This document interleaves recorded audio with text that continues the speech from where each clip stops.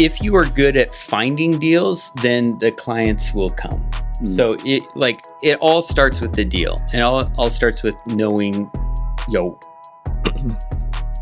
got to kind of understand what someone's criteria, what they're looking for with the deal. But if you find a good deal that cash flows, then you're going to have no problem finding someone that wants to buy it. Now, whether they let you represent them or not, it's kind of immaterial. But if you are good at hunting for the deals, then you're going to be able to find people to buy them, even if you don't want to buy them. And then if you supply people with a steady flow of deals, and you can show that you know how to underwrite them, then they will keep coming back.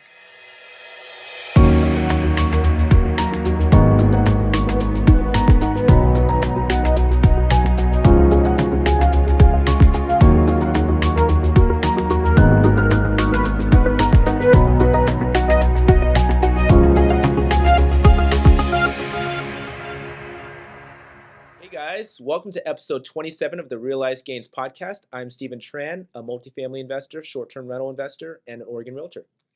And hey everyone, my name is Jordan Lee. I'm your co-host, and I am a mortgage lender based in Portland, Oregon, licensed in about 7 states, and I invest in single-family homes. Yep, and today we had the pleasure of interviewing Tyler Combs of Rare Bird Real Estate. It was a super great interview. He's got his hands in a lot of things. You know, he flips, he does property management, or his partner does. They multifamily. They buy and hold multifamily, and he's also a realtor, and he owns a brokerage. Mm-hmm.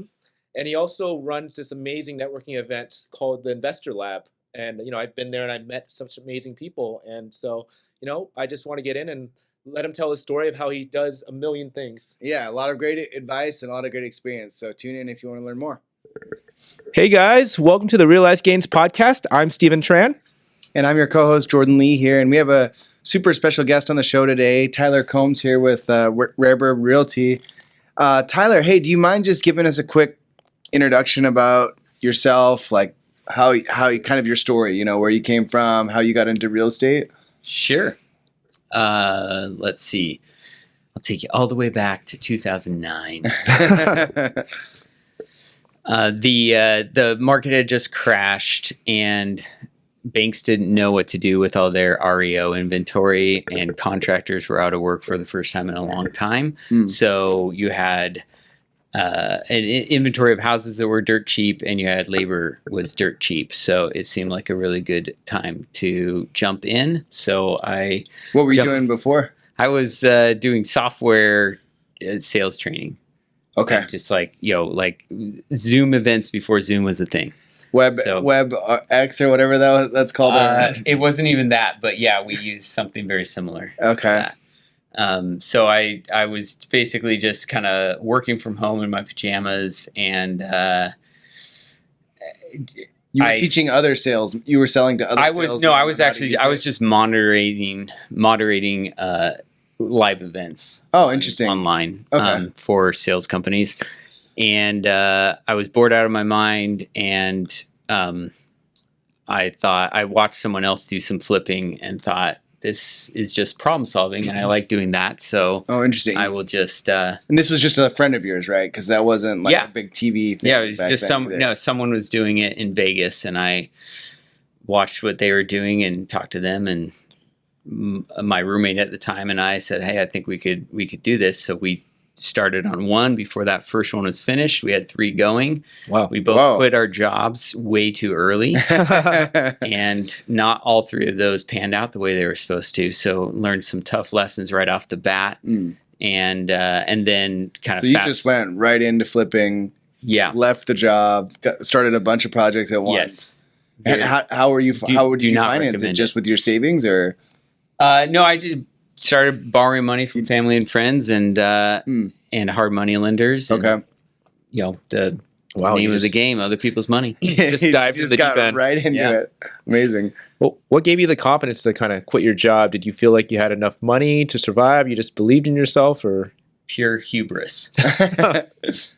I was able to kind of break it into the sum of its parts and see, all right, I just hired contractors off of Craigslist, which also I don't recommend. And then you couldn't really go wrong back then because the houses were so so cheap that you could and you could take your time getting it to market, and you would be able to find deals all day long. You'd lose sleep trying to sell them. Now it's hard to find deals, but it's easier to sell them. And how were you finding your deals and selling them? Were you buying them? No, I just started using brokers, and there wasn't as much courthouse. The main pipeline for most of the traditional bank foreclosures was just to put it into a broker's pipeline and ship it out. But there was no competition, so you could, especially the fixers, you could scoop those up for pretty cheap. And you said this is in Vegas, or you're? No, I just had watched someone do it in Vegas. Okay. And so I started doing it up here. Just started in Portland and pretty much have stayed in Portland my whole career. So I've been doing it ever since then. Started with flipping, then started picking up multifamily. Started a brokerage, property management company, an educational company, which is how I met you guys. Yeah. And networking group, and kind of all of it just revolves around kind of the scrappy investor philosophy of, get your hands dirty, get good deals, get really good at finding good deals, and don't be afraid to collaborate with other people. Okay. I did want to take a little pause. Like you said, you started a realty group. So when you switched careers or switched into flipping in 2009, did you also get your license at that time? No, I just used brokers, and I learned a lot from those brokers. Yeah. Some what to do, some what not to do, a little bit of how to underwrite a deal. And then it was probably 3 or 4 years later that I got my license, after just, my goal was to get as close to the decision maker as possible. And if you have the seller's broker, the buyer's broker, then there's a big game of telephone that's going on, and a lot of miscommunication. And I wanted to get one step closer to that seller. And so when you started initially, you basically got your license so you could do it for yourself? Yep. Yeah, I got it so I could just negotiate my own purchases and negotiate my own dispositions. Okay. And when did you do the transition to actually working with clients and investor clients? It just kind of naturally, as I got more connected in the investor world, just started picking up investor clients, working with investors. I did a little bit of retail work with friends and family, and I'm not very good at kind of doing the touchy-feely, how warm does this house feel? Put me in front of a spreadsheet and help me knock out numbers the numbers. Yeah. No, I feel the same. Don't ask me to pick your curtains. For our audience, talk to us about dispositions. What is that?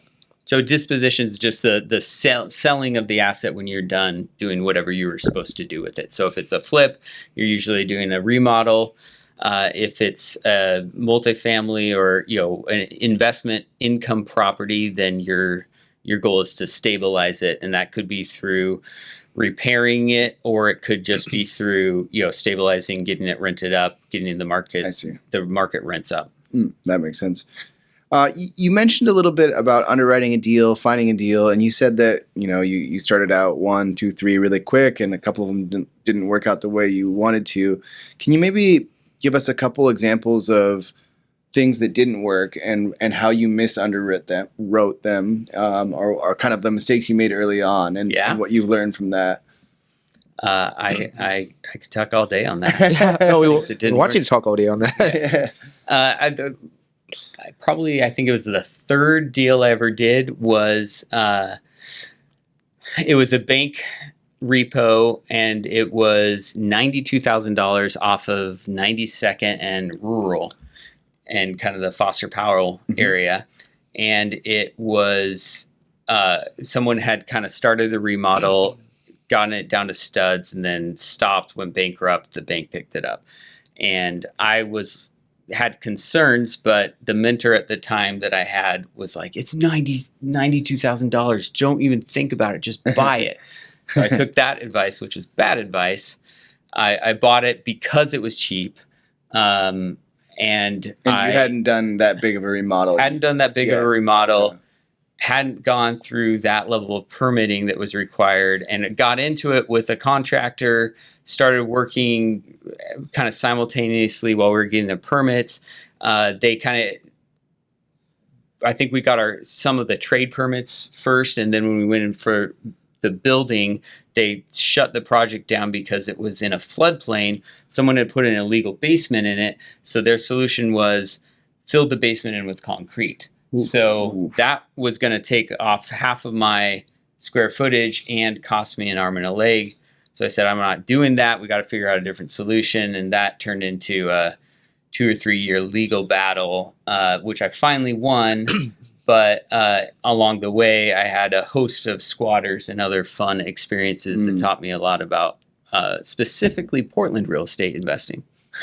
So what was how were you able to resolve that legal battle? I mean, what did you end up arguing?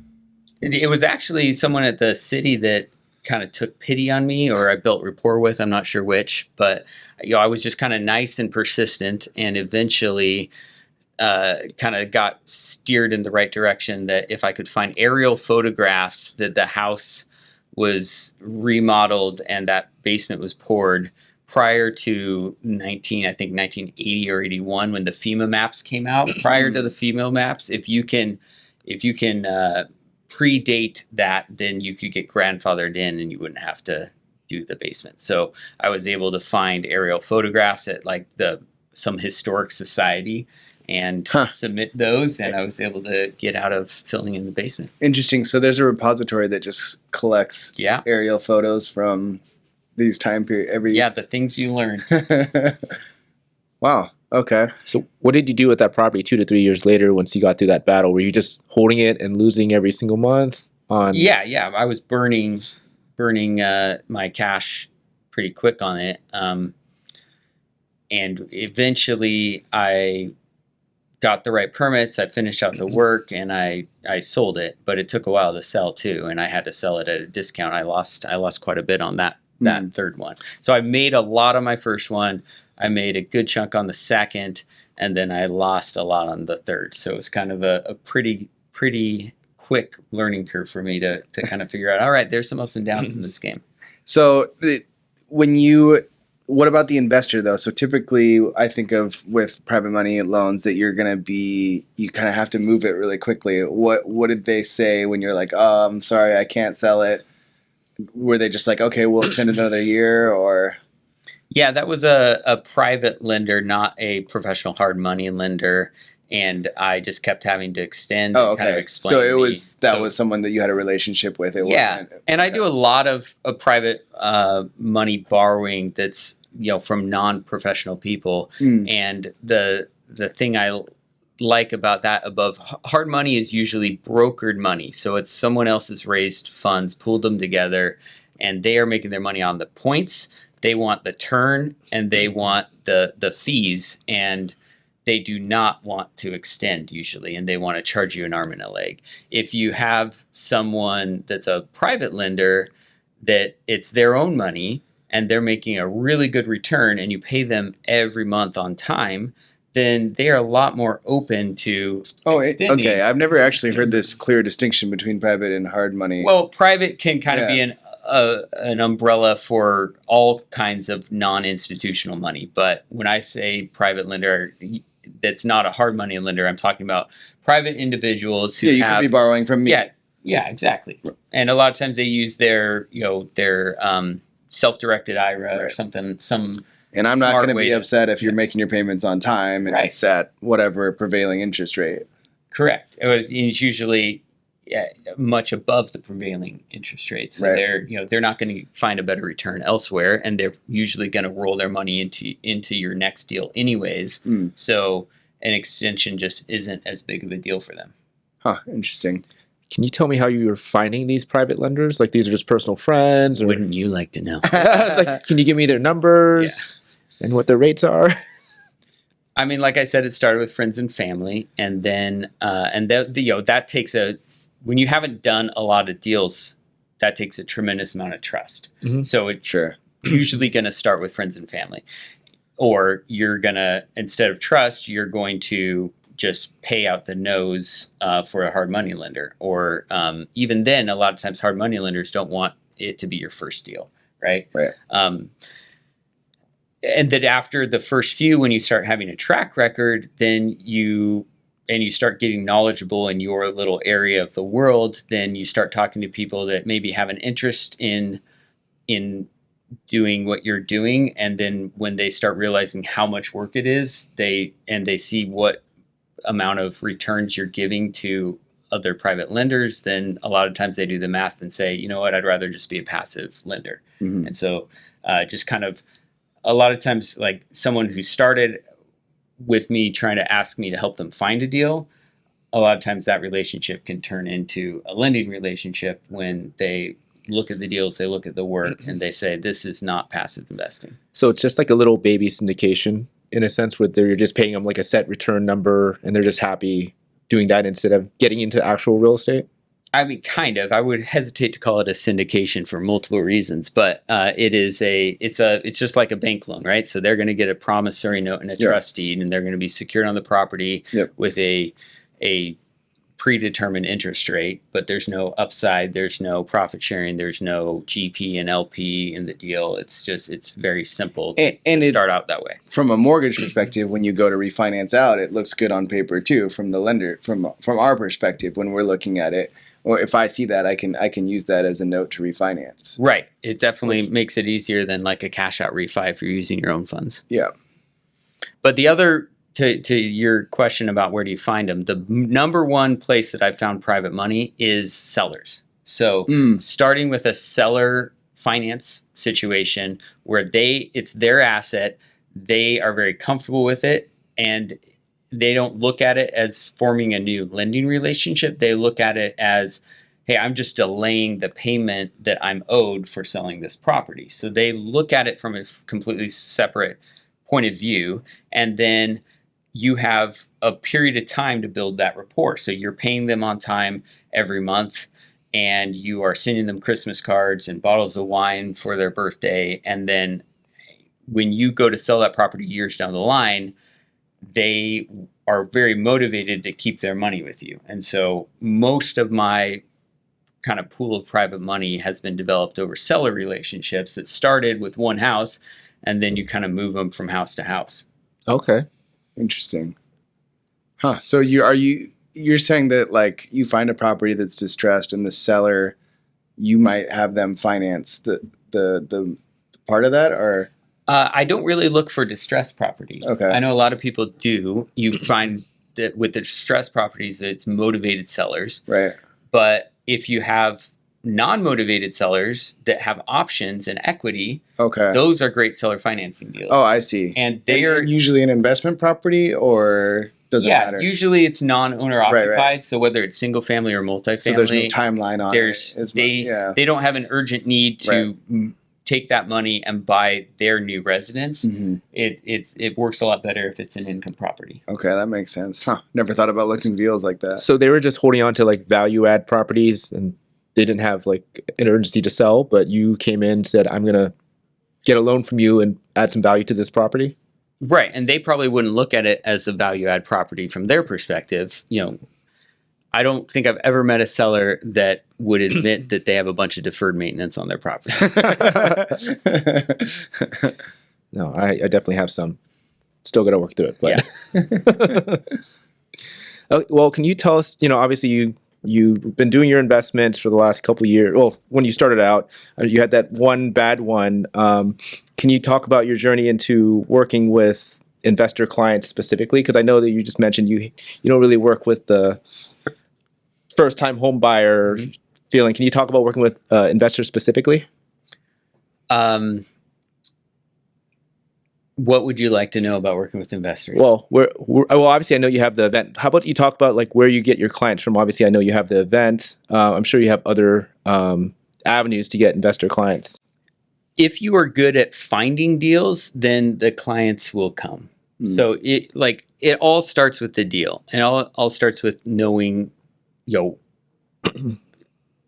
got to kind of understand what someone's criteria, what they're looking for with the deal. But if you find a good deal that cash flows, then you're going to have no problem finding someone that wants to buy it. Now, whether they let you represent them or not, it's kind of immaterial. But if you are good at hunting for the deals, then you're going to be able to find people to buy them, even if you don't want to buy them.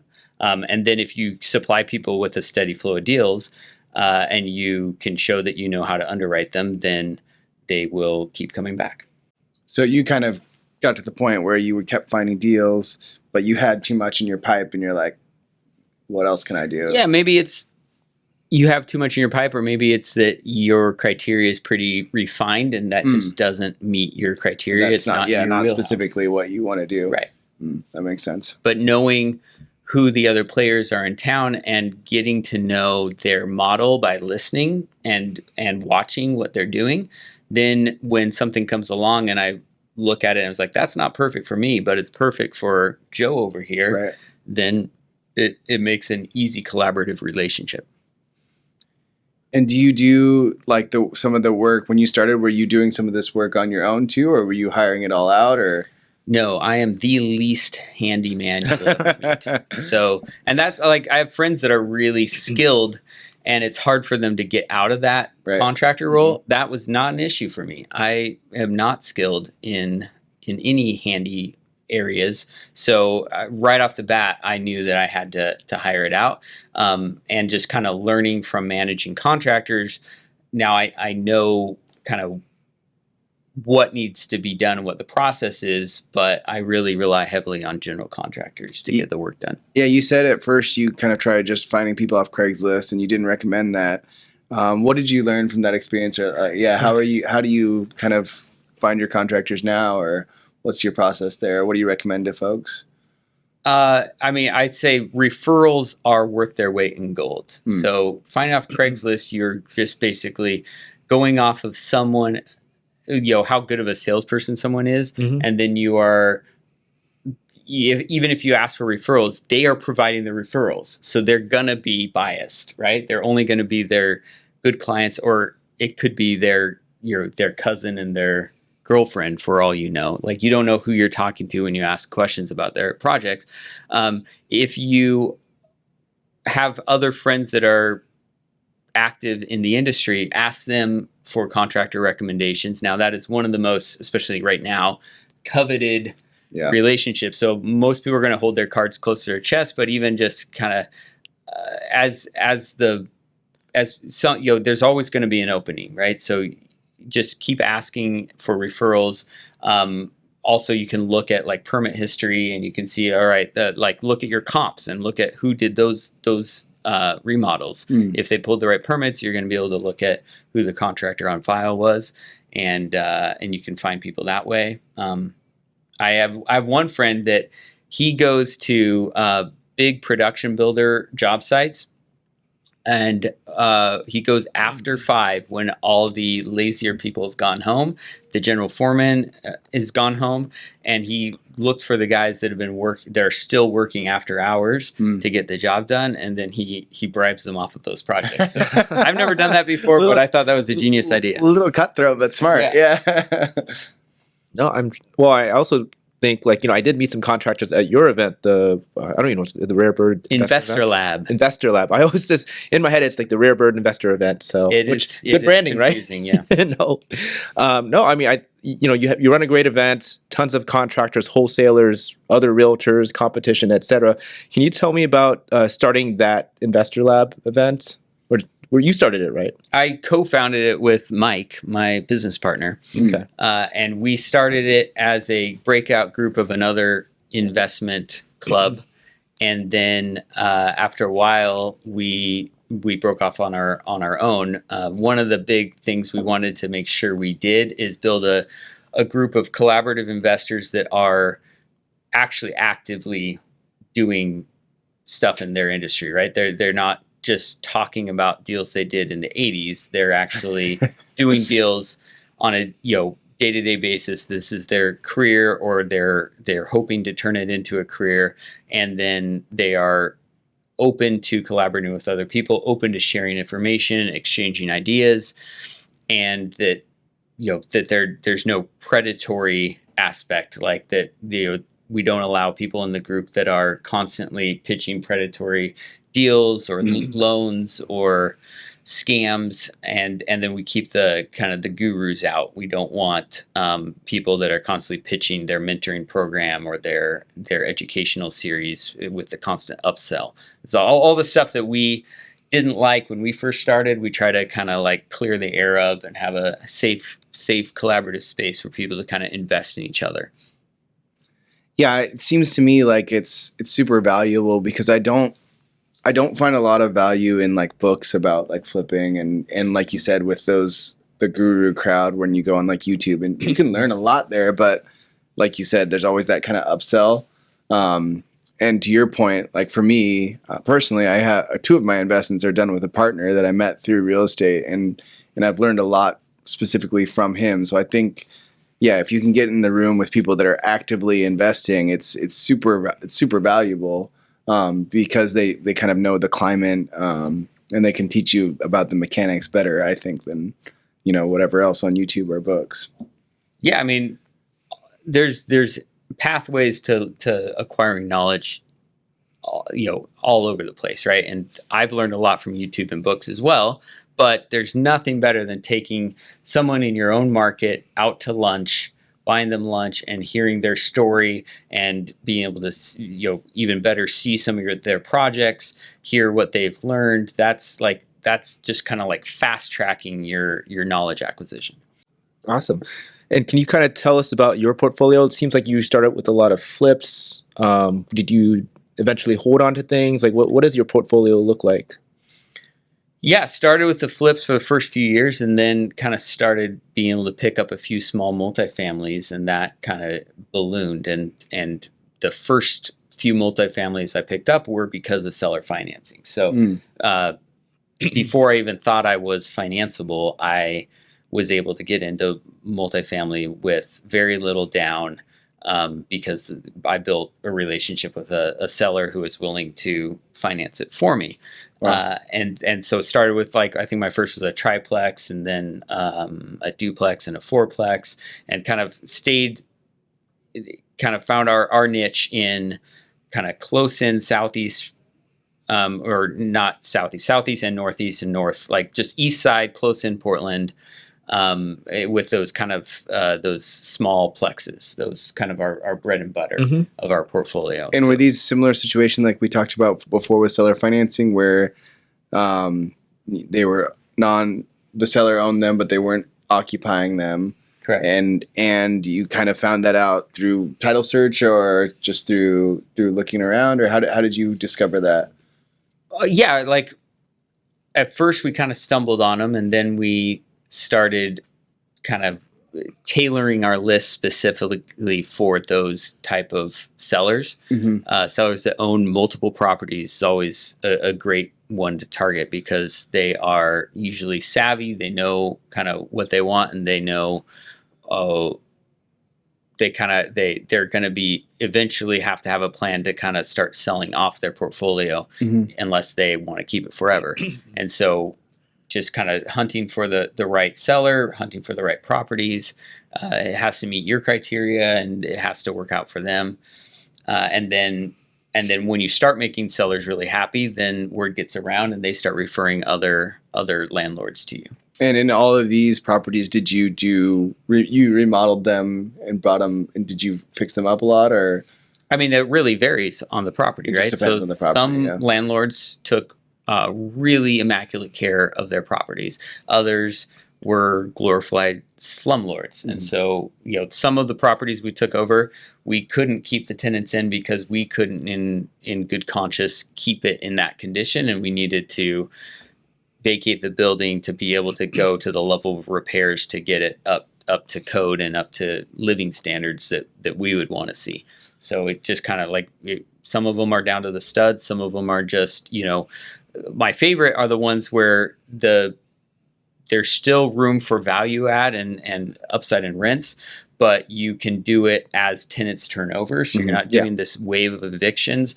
You're just waiting for them to one or two to leave, and then it's less of a capital extensive project when you can just do it one at a time. And so I love turning over units slowly and then having it stabilized within a few years. So like basically it's livable, but then like you can do some cosmetic fixes or something when people come out. When someone or when someone leaves, then you can take a lot more inventory on the condition of the property, and you bring it up to whatever standard you're looking for in terms of what kind of rent you're looking to get. Okay. And I'm curious about finding these like seller finance deals. I mean, a lot of these people who own lots of properties, they could just sell completely 1031 to another property, etc. Why are they motivated to do seller financing? A lot of them don't want to do 1031s. They don't want to own more real estate. Okay. They've played the game, they played it well, and they want to cash out their chips. But then they look at cashing out their chips and they see the capital gains they're going to have to pay. And the 1031 game is not a tax savings game. It's a tax deferral game. Yeah. So if they've 1031'd over and over and over again, that bill's going to come due. And the seller financing is a way. It's also a deferral mechanism, right? It doesn't save you on any taxes. It just spreads it over and it makes it less painful. So. But if you're doing if you have a really low down payment and you're doing interest only payments, then you are deferring for as long as they want on the capital gains side of things. Okay, yeah, that was kind of my next question, is how you structure the seller finance, but maybe it depends on the seller. But it always starts with the seller. Yeah. Like, what are their goals? And how much do they want per month? How much do they want down? And then you kind of work backwards from there. Or? Right. And a lot of times you start with what they say initially. You kind of craft some options, and then you have to revisit it a few times, because a lot of times the first thing they tell you isn't really what they are really afraid about or what they really want. Sometimes they don't even know. So sometimes starts out as a conversation to kind of find out what is their main motivators, and then you bring in say a CPA or attorney that's on their professional team to kind of help them really get down to what they really need in terms of their planning, on their tax liability and whatnot. Okay, that makes sense. Interesting. But I find CPAs can be a really good advocate for seller financing. I'd call it installment sales. That's the term they like to hear. Installment sales. Same thing. It's just that's kind of the IRS term. But if you makes sense, sometimes all you have to say is, oh, you're looking to sell. Have you talked to your CPA about what that's going to do to your taxes? And if they haven't thought about it, then you can kind of just plant the seed. Hey, ask your CPA if an installment sale would help you. That's all you say. Then you let them go to their CPA, and then their CPA is usually very in favor of that, because it's a great way to defer the taxes. What about financial planners? Are they kind of on the same There's side? a few financial planners I've run into that really get that and get how that, especially, if this person has been real estate intensive in their investing, then they're probably going to have found a financial planner that understands the value of real estate.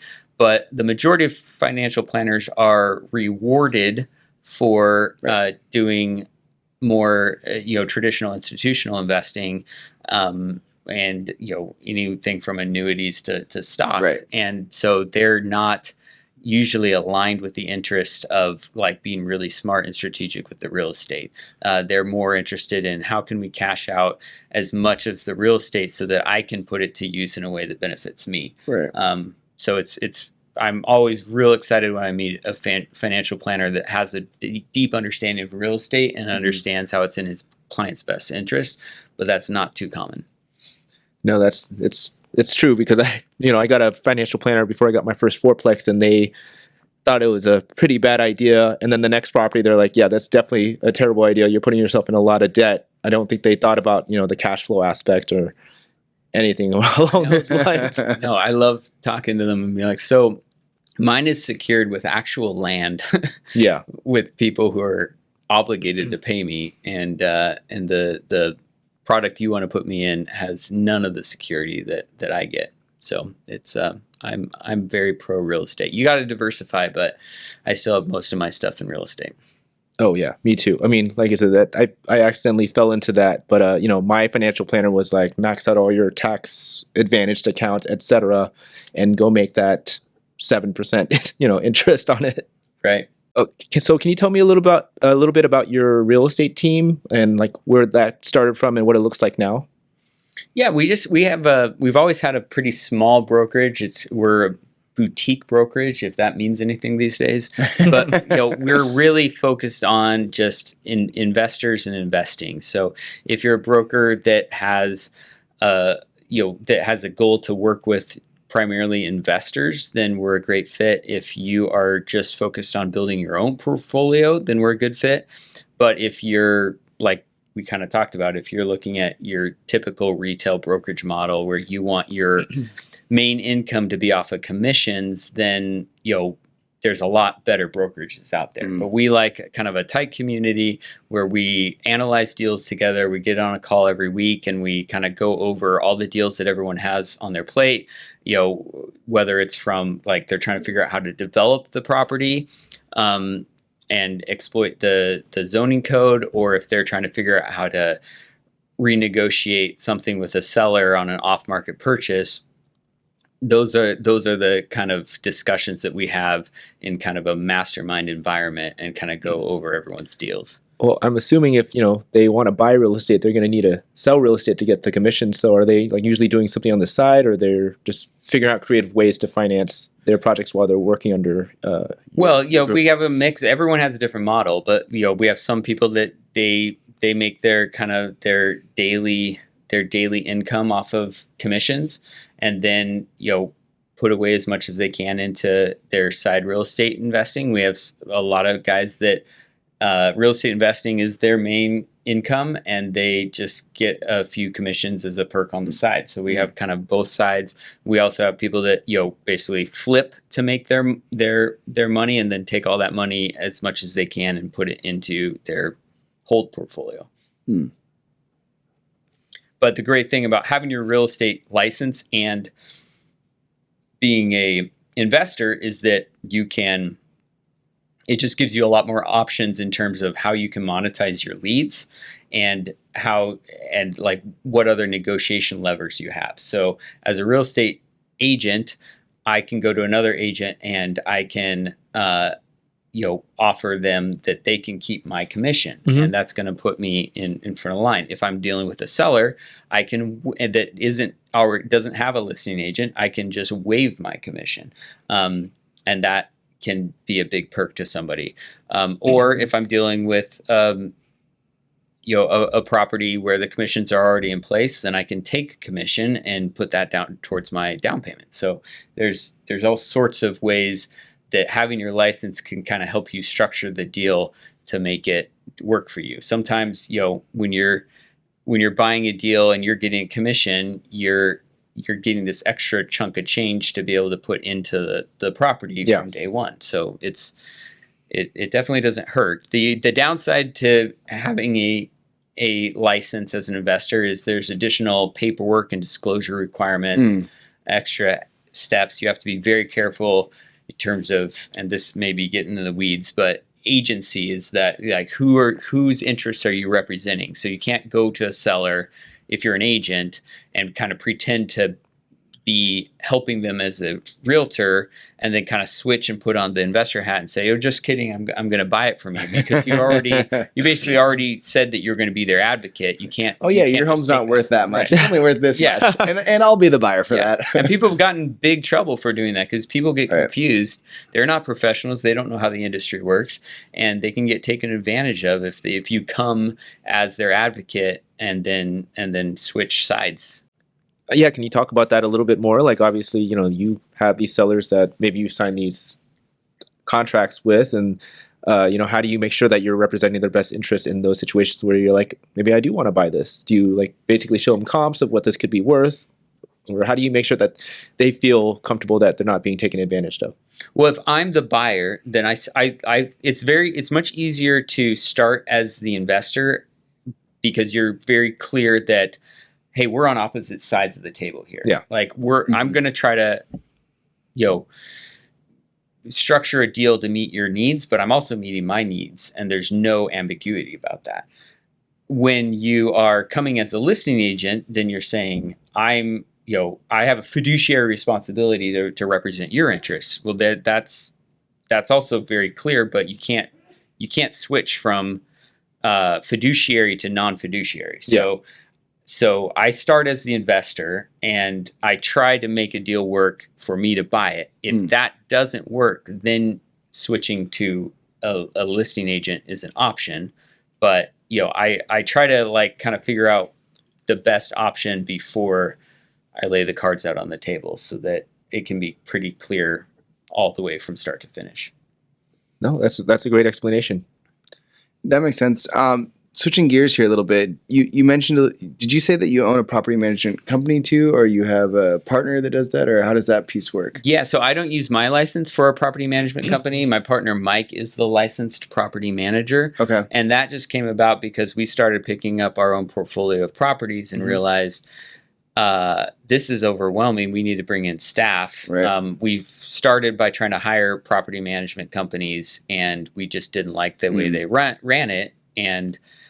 And we thought, well, hey, why don't we start a property management company that runs properties exactly how we want? And if we bring in other clients, then they're gonna get the same service that we do. We run it from an owner's perspective, not nickel and diming people on fees. Oh, okay. So it's not just for your own portfolio. You offer the service to your clients as well. Yeah, we just scaled back recently to really focus on just our own portfolio. So now it's a service we just really offer to our own portfolio and then our partners. So when we collaborate with people, when we have partners in different deals, then we'll manage their properties for them as a service. But we found that trying to be in the middle between the tenant who has a valid request and a property owner who has the valid motivation that they want to make sure their property cash flows, you're in the middle of that. That's not a fun place to be, and our staff really didn't like it too much as we were growing. So we brought it in to be just our just kind of the properties that aligned with our vision of how that should work and where those boundaries are with tenant and the profit. And I think everyone's much happier now. That's great. So, I mean, you have obviously these events, you have your real estate group, you have the property management. When do you have time for yourself? Like that comes and goes in waves. So as an entrepreneur, work-life balance can be really hard. And you have a variety of philosophies. There's some people that say that's a myth. There is no work-life balance. You just got to like throw yourself 100% into whatever you're doing. I found that, my happy place is being smart about business to carve out time where I can spend with my kids. So, and doing the things I like. So but that takes sacrifice. So there's some periods of time where I just have to work my ass off, and I'm barely eating to get everything I need to get done in the day. But then there's periods of time where I can go take off and go travel for an extended period of time, or I can go make sure, when my kids are in sports, I'm coaching their stuff. I'm at every game. I'm taking off early enough to make sure that happens. So it's just kind of like, I try to think ahead in chunks of time where I can block off, here's the time I'm going to invest in my business so I can make the sacrifices down the road. Mm-hmm. Well, I guess that helps too, that you don't actually do your own work directly on your properties. Oh yeah. Because I've been consumed by that while trying to be a real estate agent, while trying to be a software engineer. While running impossible. Especially if your only time is nights and weekends. Like I've been doing it, investing full time for over a decade, and it's so much easier when you have the whole day to get everything done. When you have when your day job ends at 5 to when you pass out at 9, that's not a lot of time to get a lot accomplished. So you have to be really intentional and strategic with your time. So you have a lot of people you delegate to, I assume? Yeah, we have a good staff, and everyone has a very clear role. So we have an acquisitions manager, we have a project manager, and but I still have to jump in where there's fires. So this week we have a bunch of projects coming to the kind of the end that crucial endpoint. And so I'm basically the project manager's assistant for the week this week, just making sure that everything is getting done and on schedule. Are you still doing flips, or these are all projects that you're just renovating to hold as multi? No, we still do a good chunk of flips. Really? So this whole time doesn't matter up, down, up market, down market. You guys are just flipping. No, I mean, there's a tremendous opportunity in Portland right now, like that we've never seen before, with kind of a convergence of events of the housing crisis and the density overlays, the residential infill project. That I always get the number wrong, but the housing bill that passed, that added even more density. The new cottage cluster, the waiving of SDC fees for ADUs, condos. Yeah. So we're like, it's just a playground right now. Like, and you don't have to hold all that stuff. A lot of that, it doesn't really pencil to hold, but it pencils really well to flip it. So do you guys do some of that where you like get it set up for a developer and then like permit it and then sell it like that, or? I've done it all. Like for a while, I was doing just that. Like you take it to entitlement, sell it to a builder. Right now, I'm partnered with a builder that like we do all that stuff up to entitlement. We do a lot of times there's like a remodel involved on the site, and then we take it through condo conversion, and then they do the new construction build part of it. I'm not good at managing new construction, so I love having partners I can collaborate with that are good at that part. Okay, interesting. So you like to do the stuff, you like to find projects with land on them, but you don't necessarily want to build a new house from permit to completion. No, but we do. If the numbers make sense, we will build it all the way to completion. I just brought in a builder partner that will do that and manage that better than I can. Yeah. So we always ask this question on our episode about if you wanted to get started in real estate, how should you get started? Can you tell us what you think about that? Yeah, I hinted at it before. I think the magic power is, no matter what the market is doing, is in the art of the deal hunt. So if you can hone your skills at finding a deal, then every other door is going to open very easily for you. So if you're like, I don't know how to find buyers, I don't know how to find money, all of that will attract to you if you get good at finding deals. So people will lend you money if you consistently show that you can find good deals. People will buy houses from you if you can find good deals, and people will want to collaborate and partner with you if you can find good deals. I partner with people all the time. If they can bring a deal to me that's just really great purchase price, really great terms and setup, then hey, let's partner. That in of itself, you don't have to have any experience to be able to bring enough value to get yourself an equity place in a project. And for somebody like completely brand new who doesn't even know what a good deal looks like, how do they learn how to find a good deal? I mean, yeah, I think you have to have a multi-pronged approach to education. So the stuff you mentioned, not enjoying the YouTube videos, the books, like you got to do that. You got to like start just eating this stuff for breakfast, lunch, and dinner, going to real estate meetups and events, conferences, and then just shadowing people that are doing it is another great way. Just like if you're trying to start and you wake up in the morning, you have a free day, and you say, I don't know what to do with your day. What I recommend is take 2 hours and just research, like deep dive, hyper focus research one asset class, one business model in investing, until like you've just like gone fully down the rabbit hole. And then after those 2 hours, spend the next 2 hours just dedicated to taking action on whatever you just went down the rabbit hole. And that could just be emailing people that you Google that are experts in that, or calling people up in your area that have done that kind of investing, or driving around and looking at projects. Like whatever it is, 2 hours of dedicated research, 2 hours of getting out of your chair and going and doing something about it. And then you will start to learn what you like and don't like about different investment models and asset classes. And what's your favorite strategy for prospecting for deals? Like if you on any given day, you have an hour or two to spare and you're just like, I need to find some deals. What is your favorite thing to do, or your most productive, I guess? For me right now, I think it's the networking. Like there's no better thing I can do with my time in terms of finding deals, of going through my kind of Rolodex of people and reconnecting and asking them, hey, what do you have going on? Do you know of any, I'm looking for this specific thing. Letting what you're looking for be known and being very specific about what you're looking for. So you'd get on the phone, call 50, 100 people of like whatever. Get not on even that. List. It would be a much smaller list of friends and connections I've already forged. Okay.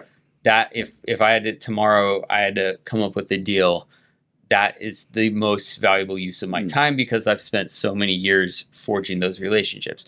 If I was a new investor and I needed to find a deal, then I would I would split my time between working on building your marketing machine, the engine that's going to start working for you so that you control the deal source. And then the other part of the time, try to work with other people that are really good at finding deals. And so that can be wholesalers, that can be real estate agents, but I wouldn't try to do just one or the other. Don't just find your deals from real estate agents and wholesalers. Don't just find your deals from your own sources when you're starting out. Like you should be kind of splitting your time evenly between both of those avenues. Makes a lot of sense. Yeah, I was going to assume you're probably on a bunch of wholesaler email lists. Yes, that would be a correct assumption. Yeah, me too. I actually met a lot at Investor Lab events. So yeah, and wholesalers have their place. They, it's easy to kind of make fun of that business model, and there's some pitfalls to that business model, but there is a service provided there, and the good ones can build a name for themselves for consistently providing good deals. The majority of wholesale lists that I'm on, the majority of things that I see are not good deals. Their performas are complete bullshit. Their numbers don't make any sense. They're overpromising, and they are on all sides. So they're overpromising their buyers list that this is going to be an after repair value of this crazy price, and they are overpromising the sellers because they're locking up the properties at prices that they're not going to be able to wholesale it for, and so then they have to retrade at the last minute, and that's kind of the opposite of what a wholesaler should be providing to the marketplace's value. Right. They should be essentially providing the value of, no matter what, I'm going to close on this deal for the seller, and no matter what, I'm going to get the buyer something that they can reliably count on as accurate information. That makes sense. That was a big tangent on wholesaling that you guys didn't ask for. No, that's fine. I mean, at the end of the day, too, I mean, as an agent, we have to be fiduciaries for our clients, and wholesalers definitely do not have that. It's kind of a loophole. They're only representing themselves, and as long as that's very clearly outlined and disclosed, it can be ethical, but it is definitely kind of skirting the way that the legal system would like all real estate transactions to be structured. And generally just how the public thinks about selling a home. Sure, right. Yeah. Well, that's really great. We really enjoyed, and thank you so much for bringing the knowledge. If someone wanted to contact you, or if they had a deal that was like, I don't know what to do with it, but this guy could help me, how would they get a hold of you? So my Instagram is I am Tyler Combs. Pretty easy to remember, and I'm trying to put a lot more content out there about kind of like funny stories about flipping houses in Portland, or more stuff on how to find seller financing, how to manage contractors, how to raise private money, that kind of stuff. So if you're interested in those stuff, definitely check me out for more tips and information on how to do that kind of stuff on a fundamental level. And then if you have a deal, just email me at tyler@myrarebird.com. So that's myrarebird.com. And I'd love to take a look and kind of help you do the underwriting on it to see if you actually have something or not. Cool. Okay, awesome. Thank you so much. Yeah, thank you so Thanks much for having me. Yeah, appreciate it.